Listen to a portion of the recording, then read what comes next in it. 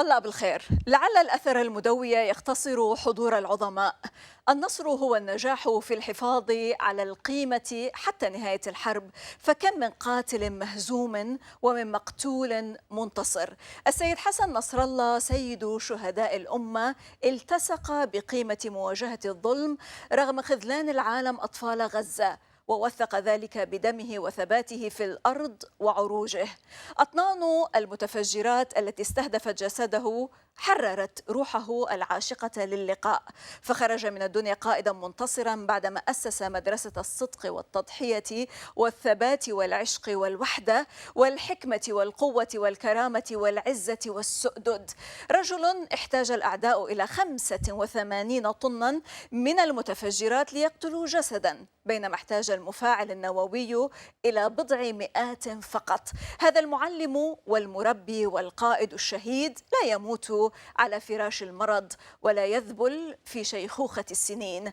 قامة وهيبة كهاتين لا يرحل من يحملهما إلا هكذا، شهيدا في بطن ضاحية بيروت المقاومة في أسمى معركة مع أخبث عدو. سيسمع العالم عن رجل بطل صنديد حمل أمة على كتفيه، ثم مضى وارتقى سيد المقاومة وقائدها الفذ. بعد عام من الغياب المرافق لضجيج الأحداث المصيرية في كل اتجاه، أين نشاهد حضور السيد حسن نصر الله؟ وهل ما زال موجها لبوصلة الصراع؟ هل ثبت كل ما استقرأه واستشرفه من تبعات ما يجري حولنا اليوم؟ نرحب بكم ونرى ونسمع أكثر من السيد أليستر كروك، الدبلوماسي البريطاني السابق في البعد الأقرب. هذه الميادين وأنا زينب صفار، خليكم ويانا.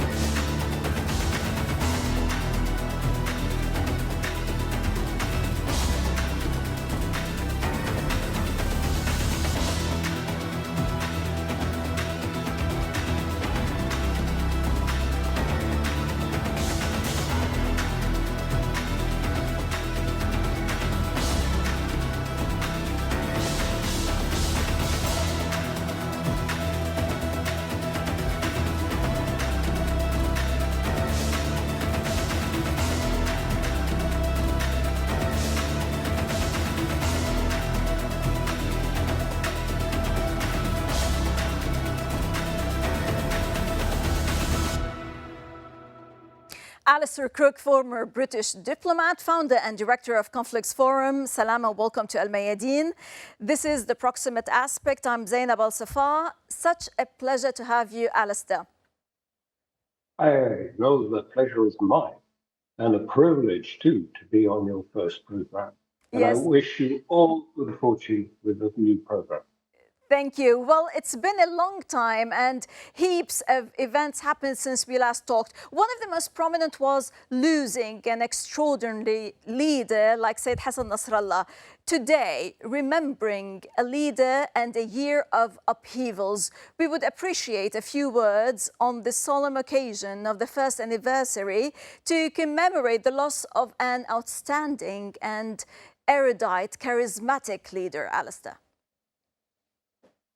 Well, a leader like that cannot be quickly and easily replaced because, as you say, he had great charisma, but he had something much more than that, which really distinguishes a leader more than just another politician.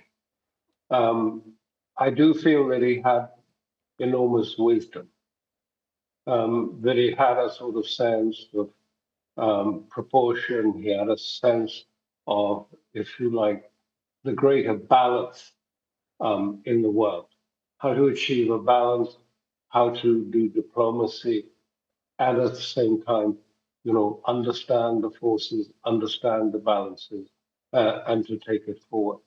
And so he had this wisdom. And the second thing that was quite striking was that the movement of which he was the head had this ethos, a moral ethos, and it had the sense also of being a real community, a community in which everyone played a part, whether they were high level or less level, but everyone played a part in this community. And it was based also not just on an ideology, it was based on philosophy. And all of the members, even the military wing, were taught philosophy. That doesn't happen in the West. So it was strikingly different, and the results were very obvious. Of course, he will be sorely missed, but it only redoubles, I think, people's desire to follow in the right path. He showed the path, and people will follow in the path, like Ibn Hussein. Yes, Alastair, right. We will detail more on this particular issue, but allow me here to stop at a very important point. You praise Sayyid Nasrallah for creating a society within a society that had purpose, with a moral sense to it, a sense of belonging, so to say. How much of a visionary he was in this sense, and what images has this society illustrated and inculcated during the war, in the aftermath of the so-called ceasefire agreement back in November 2024, and particularly, Alastair, after the end of the period of 60 days? Oh, I mean, you can't really sort of pin this down and describe it in the sort of literal terms. I think what I'm trying to suggest is, yes, it was a society within a society, within a context of the West, which is in a state of falling nihilism and is becoming incapable to act, to function normally. It is becoming deranged, and it is becoming more and more wild in its actions. And so, he played this part, which was so important, that he was there as a source of, as I say, sagacity and wisdom and understanding. And he knew how to maneuver politically as well as militarily between these major forces. And so, this is very unique. And, there are one or two real leaders in today's world, none of them in the West, but elsewhere, perhaps, that had that quality. It had a huge impact. And of course, it does carry on. I mentioned Ibn Hussein, and all of these leaders that showed you that you have to follow the path and keep on the path.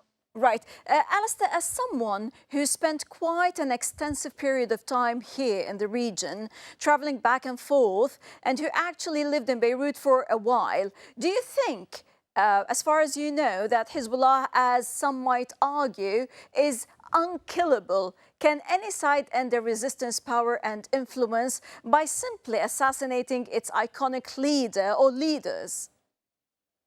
Oh, I mean, obviously it was a setback, but it would be silly to pretend it wasn't a setback.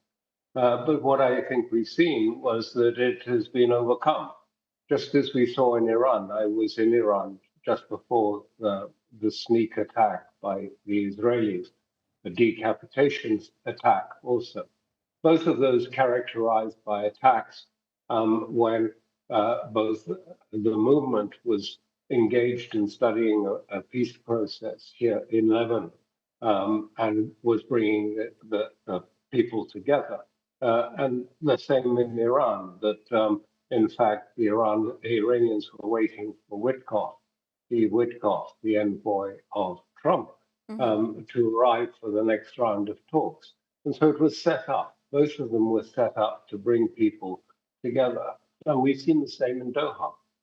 Or Hamas told to assemble to consider Mr. Witkoff's proposals for Gaza. Mhm. And what happened was another attempted, failed decapitation strike. So we've seen these things. Take place. What I think is, people always ask me what is the state of Hezbollah and what is its condition.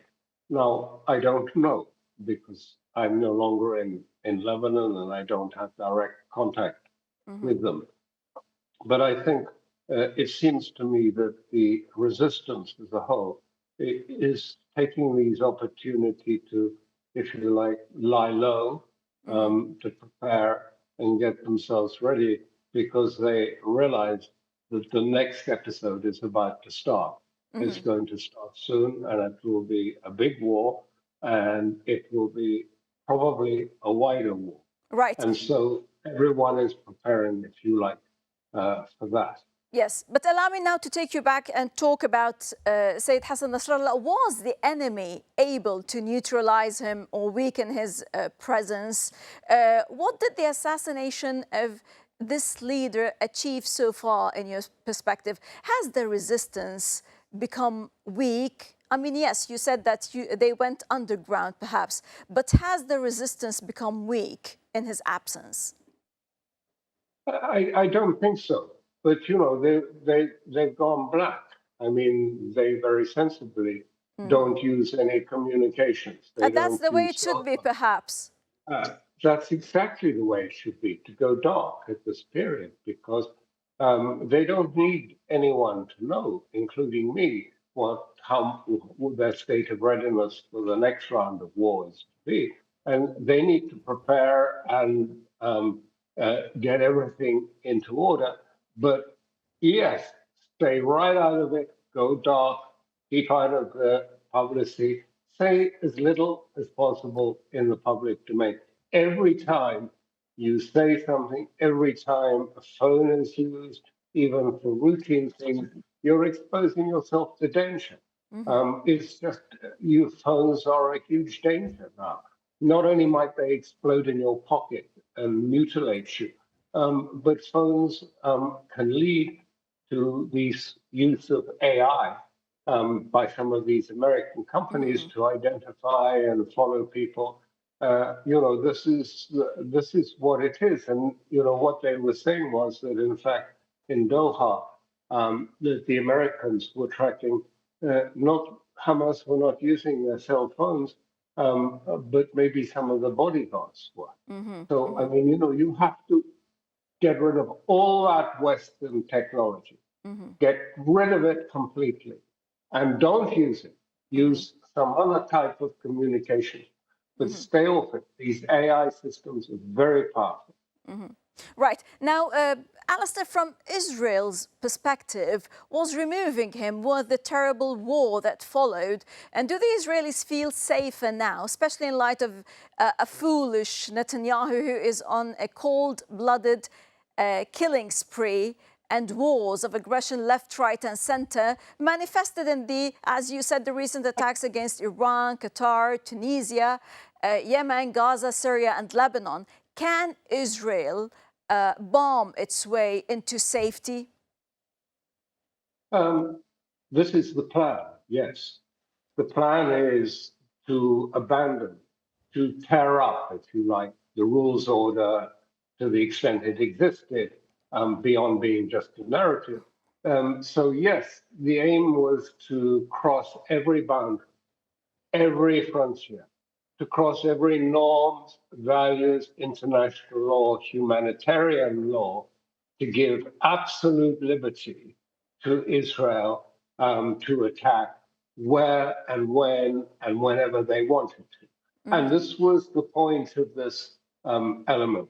And, I think, just to say, I mean, this is a profound change that is taking place, has been taking place in Israel. I wrote about it 10 years ago when I was there in Lebanon, that I thought we were moving to a war of religious symbols. Excuse me, Al-Aqsa on Alastair, one side. but it's not only in Israel. If the U.S. now mirrors Israel's lawlessness, like targeted killings, sneak attacks, wars without truce, does this not accelerate global resistance to both powers? Well, it does, but I was going to come on to that because, this is something that is really sort of bizarre because what we're seeing is, as you say, the White House is pursuing the same tactics as Israel. I mean, not just jointly with Israel, like in Iran, but I mean, in Yemen, decapitation was what they wanted to do. Excess said, our aim there is to decapitate. Assassinations. They're following exactly these, if you like, extra legal, these war without limits. Look at what's happened at Venezuela. The boats sort of offshore of Venezuela are just blown up, and the crew, the people on board these boats are vaporized. I mean, this is completely illegal and completely against ordinary morality. So yes, in one hand, we have seen Israel move to what some Israelis have called, if you like, the third stage of Zionism, the stage of barbarian Zionism, which is what I'm talking about. No limits, no borders, no restraint. And what is strange is that the United States, which had these values, or said it had these values, it said it was a Christian state and had values, is now adopting the same language. And I think what we're seeing, and what I have seen, and I've commented about it, is just as we've seen Israel move to the sort of, if you like, the justification of Amalek, if you like, the very extreme Armageddon type of just war. They see this as a just war, absolute war. No, it's not just war just to sort of turn the other cheek and be nice. Just war means the complete annihilation of the opposition to you. And increasingly, I think there is an attempt, if you like, to upload software in the West, which follows this, moves away from, if you like, the traditional Western, say, St. Augustine view of what is a just war, which is very different from the Talmudic a just war. And the move away from that. And they keep saying, yes, no, it's not, it's not justice to turn the other cheek, that's weakness. That's moral relativism. And therefore, what we have to do is absolute war. Kill them all. Destroy the towns. That's justice. And of course, there's a huge contradiction here and a huge tension. And we're seeing this tension play out, not just in this, but also in the killing of Charlie Kirk, where we're seeing, and this is very important. I mean, the question is not what actually happened, who or what was behind his shooting. But what is really important is we know that he was moving to against Israel, and he'd been doing that for some time. Initially, he was very much funded and supported, but he turned. Even when Netanyahu was in touch with him, promised him huge funding, and asked him to come to Israel, and he said, and he lied no. about the letter, actually.